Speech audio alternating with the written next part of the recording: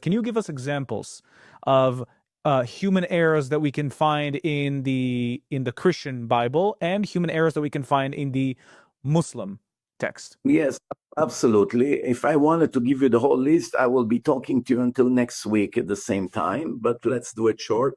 And in Christianity, it says that Jacob went to Egypt with 75 people of his family. Now remember, this is the New Testament. It's part 2 of the same God. God gave the Torah, which is the Old Testament, and the New Testament has to be a continuation of the same God, the same author, right? So it's written in the Torah that Jacob went to Egypt with 70 people. What happened to God? He forgot.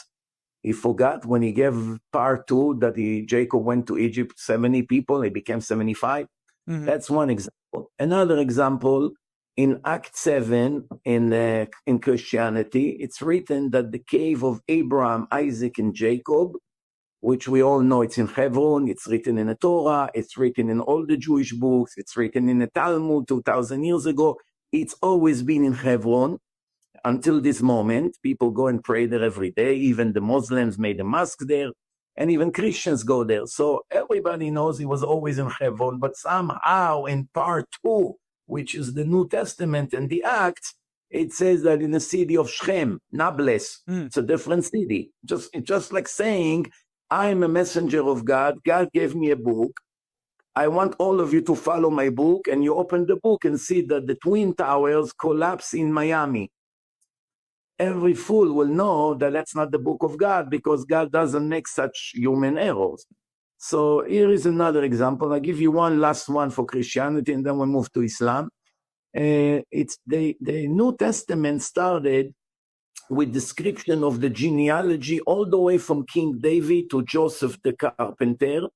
The story begins that Joseph the Jew, he met Miriam, Mary, and Joseph and Mary got married. They had a chuppah, just like the Jews get married today. He went out of town. He comes back after a few months, and he sees that Mary is pregnant, and he asks her, how could you have done such thing? You know, I never actually touched you. And she said to him, no, don't suspect me. I'm a virgin. God came to me in a dream, and he made me pregnant. This kid will be some special light to the world. And, you know, that's the story. Just before this story, they actually spend more than an entire page to show the genealogy all the way from King David to Joseph the carpenter. Why the book started with that?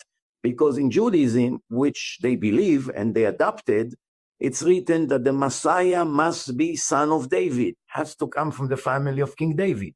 And he did come from the family of David, his son Solomon, and all the generation is described.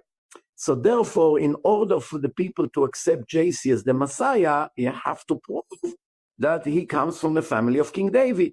So they describe all the generations all the way to Joseph the carpenter. And right after that, they made a huge critical mistake, saying that Joseph is not the biological father. He was born from Mary, but God is the father, as Joseph has nothing to do with JC. It's not his blood, it's not his DNA, and it's not his seed. So why would you spend a page and a half to prove that Joseph the carpenter is a grandson of King David, when right after that you say that he has nothing to do with the baby? He's not the father. This is a ridiculous mistake that leaves no doubt that it's not from God. By the way, you should know the evangelists, they have 4 books. Mark, John, Luke, and Matthew, right? So in 2 of those 4 books, they describe the genealogy from King David all the way to Joseph and carpenter, and they have 22 mistakes in the genealogy. Let me give you an example what it means. In our Torah, in any book of Judaism, we always know that Abraham gave birth to Isaac, Isaac gave birth to Jacob, Jacob gave birth to Joseph, Joseph gave birth to Ephraim and Menashe, etc., right? We know the order. Yeah.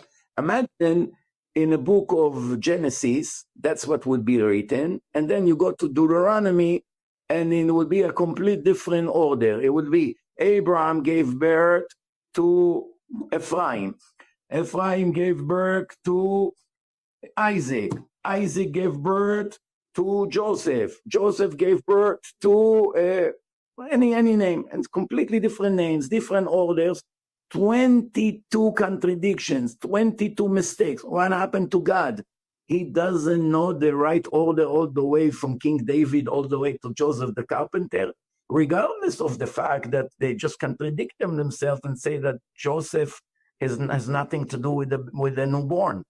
You understand? So this is example. I can give you one example after the other, literally over 1,000 mistakes in Christianity. They're all human error, but not just human error in the lowest level, meaning that the people that wrote those books, they had very limited knowledge in Judaism. That's why they made so many mistakes and contradictions. Mm-hmm. And by the way, after you watch my debate with a Christian professor, it's 3 hours debate. It's all about Christianity. I can tell you that at least 1,200 Gentiles converted to Judaism through me, meaning there are many thousands in other places in the world. And I can tell you that there are tens of thousands of Gentiles who became righteous Gentiles. They keep the 7 laws of Noah. And when they die, they go to heaven of Gentiles. And they just follow the only book of God, which is the Torah. The Torah also speaks to the Gentiles, not just to the Jews. The Jews have to be the light to the nation, teach them the principles, tell them the difference between the Jewish people to the non-Jewish people. Everyone has his own mission and purpose in life. Everyone is subject to reward and punishment according to his obligations.